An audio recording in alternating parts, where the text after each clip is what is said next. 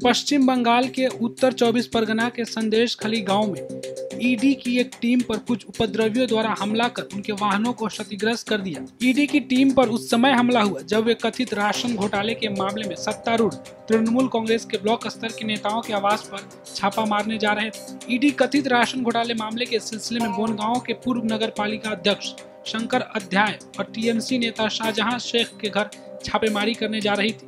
इस घटना के सामने आने के बाद अब राजनीति भी तेज हो गई है। इस घटना को लेकर बीजेपी और टीएमसी के बीच आरोप प्रत्यारोप का भी दौर शुरू हो गया है। तृणमूल कांग्रेस पर हमला करते हुए भाजपा नेता राहुल सिन्हा ने कहा कि बांग्लादेश के गैर कानूनी सामान की तस्करी करने के पीछे शाहजहां शेख और उनके खिलाफ कार्रवाई होनी चाहिए।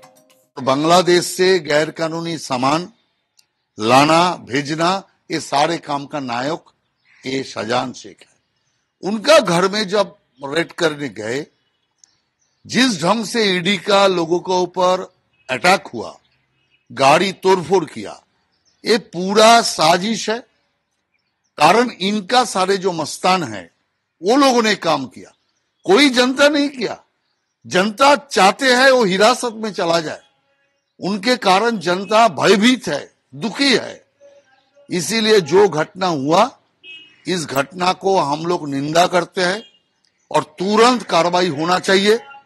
और राज्य सरकार से भी हमारा निवेदन है, जो जैसा घटना हुआ हो टीएमसी लीडर, फिर भी राज्य सरकार भी इस हमला का खिलाफ जो हमला किया फोटो देख के सबके खिलाफ कार्रवाई होना चाहिए और किसी भी हालत से शाहजहां शेख को छोड़ना नहीं चाहिए। वहीं तृणमूल कांग्रेस के प्रदेश महासचिव कुणाल घोष ने कहा, बीजेपी तृणमूल कांग्रेस का नाम और इमेज खराब करने के उद्देश्य से ये केंद्रीय एजेंसी भाजपा के निर्देश पर वहां जाती है।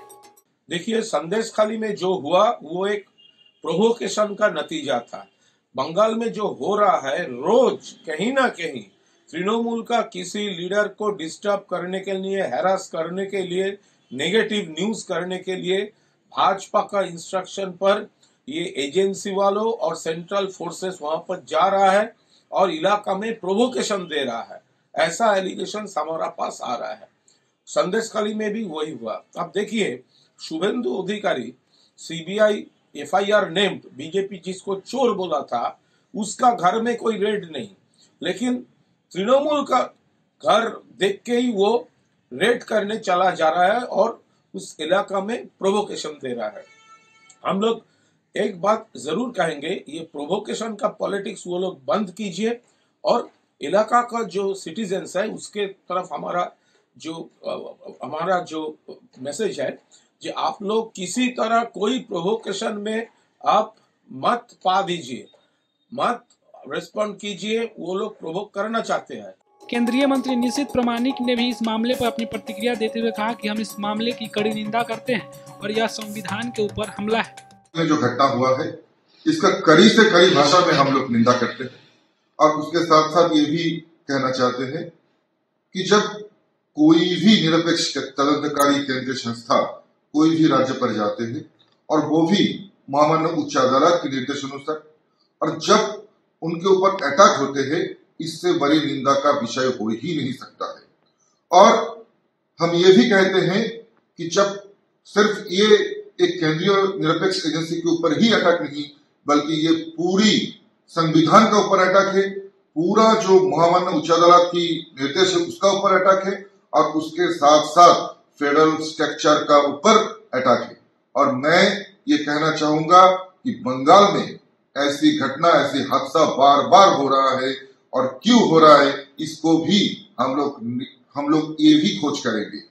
कांग्रेस सांसद अधीर रंजन चौधरी ने भी तृणमूल कांग्रेस पर हमला बोलते हुए कहा कि सत्तारूढ़ पार्टी के गुंडों ने ईडी अधिकारियों पर जो हमला किया है, इससे स्पष्ट होता है कि राज्य में कानून व्यवस्था का हाल बुरा होता जा रहा है।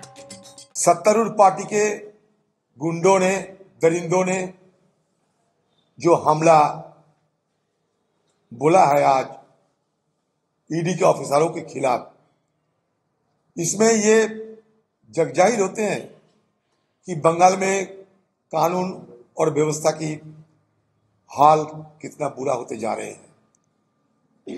मैं तो ये कहना चाहते हैं कि अगर ईडी इतना इडियट कब से हुआ पता नहीं। उनको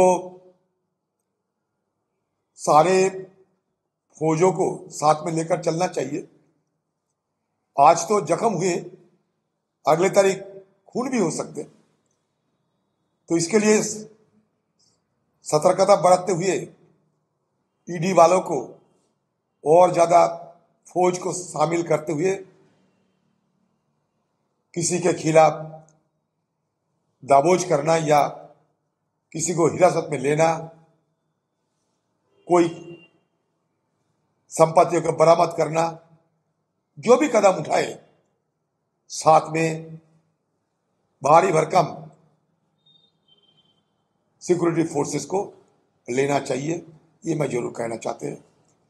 क्योंकि बंगाल में ये सारे आदि है, आज जख्मी हुए हैं, कल ईडी वाले अगर खत्म हो जाए, खून हो जाए, तो हमें मुझ जैसे लोगों के लिए ये अचरज की बात नहीं होगी। छापेमारी करने वाली ईडी टीम के एक सदस्य ने बताया कि 8 लोग मौके पर आए, हम 3 लोग घटनास्थल से चले गए, उन्होंने हम पर हमला कर दिया। हमसे जुड़े रहने के लिए हमारे YouTube चैनल को सब्सक्राइब करें और नई वीडियो की नोटिफिकेशन के लिए बेल आइकॉन को दबाएं।